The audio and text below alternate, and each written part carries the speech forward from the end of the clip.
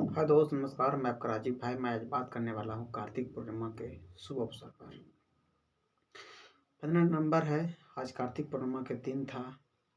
आज मैंने गंगा स्नान को करते हुए बहुत इंसान को मैंने देखा। इतना भीड़, इतना सख्त, उनमें से ज़्यादा बच्चे, महिलाएं, सब कोई था। और मुझे लगता है कि आज के कोई परिवार ऐसा था, पूरा परिवार गया नहाने के लिए, बच्चे समेत नहवाए उसको, सबको नहा के आए वहाँ से।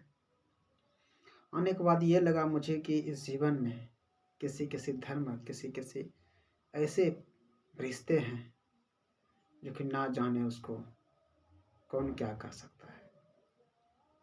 कि जो गार्जियन रूपी होता है वो विद्या को महत्व नहीं देता उसमें।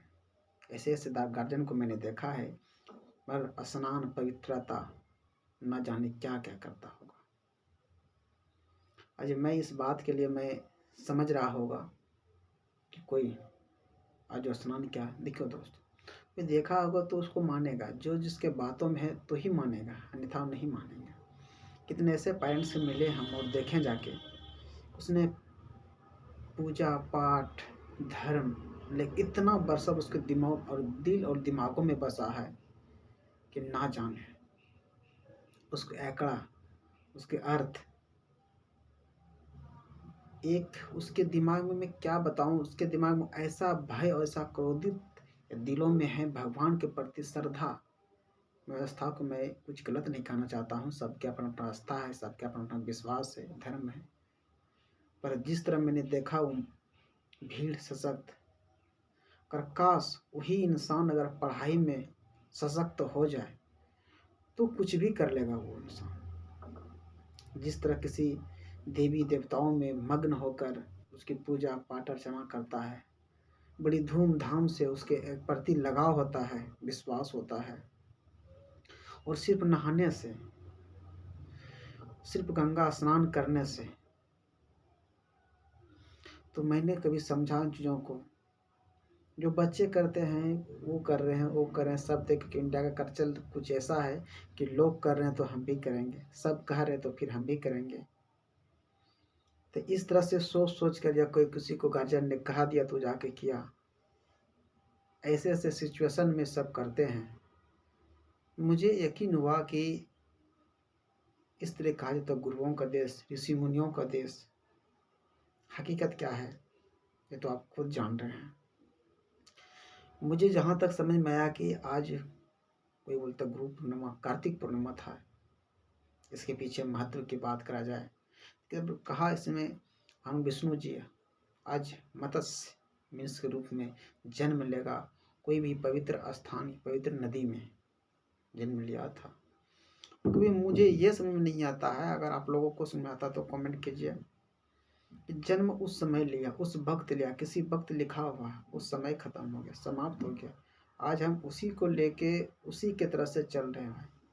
वो सतयुग था, द्वापर युग था, त्रेता युग था, कलयुग था, अभी कलयुग आ गया है।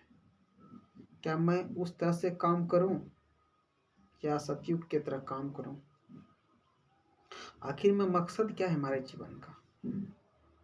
किसी ने कहा कि करोगे तो तुम्हें स्वर्ग मिलेगा या नरक मिलेगा। मैं मानना चाहता हूँ कि नो कोई नरक देखा है, नो कोई स्वर्ग देखा है। अगर तुम्हें स्वर्ग देखना है तो मरना पड़ेगा, मरने के बाद कोई आया नहीं है।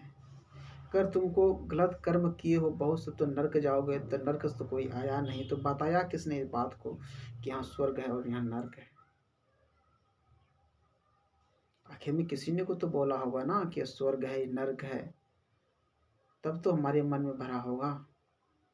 किसी ने खुद के आके कहा है, ये बात सच है या गलत? मैं कैसे उसको मानूं, कैसे प्रमाणित करूं सच है गलत?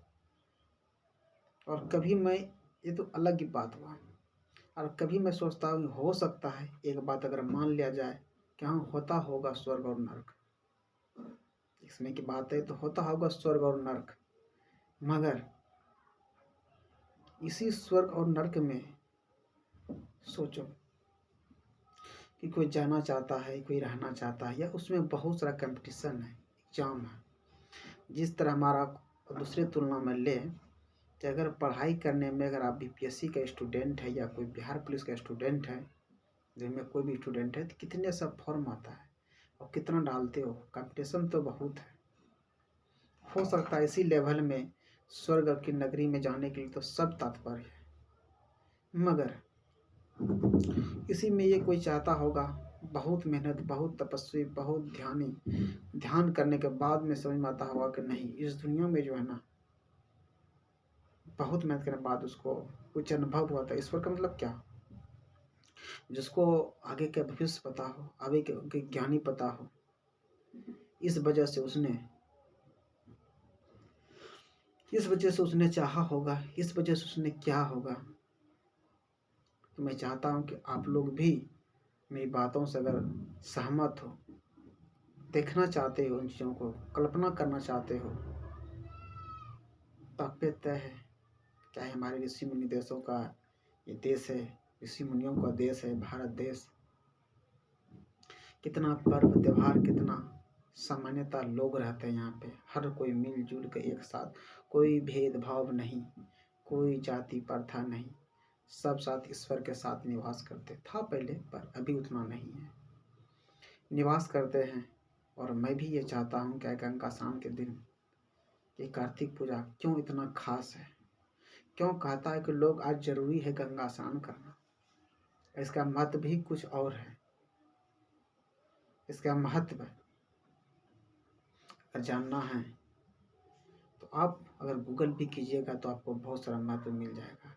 मैंने सोचा सभी के पास तो मोबाइल है, मैं मोबाइल के बारे में ही बताना चाहूँ, मैं बता दिया। आज गंगा स्नान है, गंगा स्नान किया है, सब किए हैं।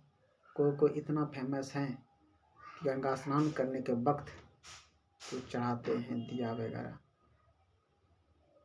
पर इसका शाब्दिक अर्थ क्या है? दिया जलाना, वो तो सही है, और साइंटिफिक कुछ तो होगा सच, आखिर में जलाने के बाद कहाँ जाता है, क्या होता है, नहीं होता है, फिर अपने अपने घर इंसान चल जाते हैं। एक कर्तव्य है, एक परंपरा है। और मैं समझता हूँ हर इंसान मंदिर मस्जिद कहीं भी जाना है जाओ, कर्म सिद्धांत को अपनाओ, कर्म सही करो। और मैं सोचता हूँ कभी इस बारे में, गंगा स्नान की इस बात में ये भी बता दूँ, कहा जाता है गंगा का पुत्र भीष्म था, सुना हूँ मैंने, तो उतने पाप वो नहीं बच पाया कर्म के फल से, तो फिर मैं क्या चीज़ हूँ। और इसके पीछे रीजन क्या है तो मैं नहीं कह सकता हूँ कि गंगा का पुत्र जब भीष्म था वो अपने कर्म के प्रति नहीं बच पाया, तो फिर मैं किस खेत की मूली हूँ। कहता है ना, आदमी कहने के लिए, आपको देखने के लिए, सुनने के लिए मिल जाता होगा, तब पता नहीं ये सच है या गलत है। इसलिए मैं चाहता हूँ कि कर्म का ही फल आपको मिलेगा, चाहे जैसा भी हो। कर्म सिद्धांत इस दुनिया में कर्म का ही मिलेगा, आप जैसा कर्म की हो उसका ही रूप मिलेगा।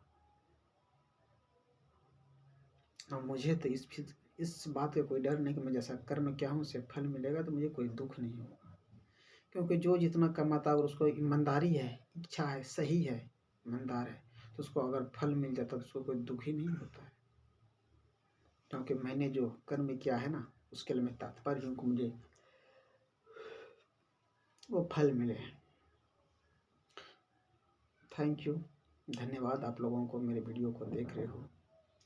अगर मेरी वीडियो आप देख रहे हो, चैनल को सब्सक्राइब कीजिए, लाइक कीजिए, कमेंट कीजिए, ताकि आप लोग को भी पता चले कि आखिर में ये कार्तिक माह में ये गंगा स्नान क्यों महत्व रखता है।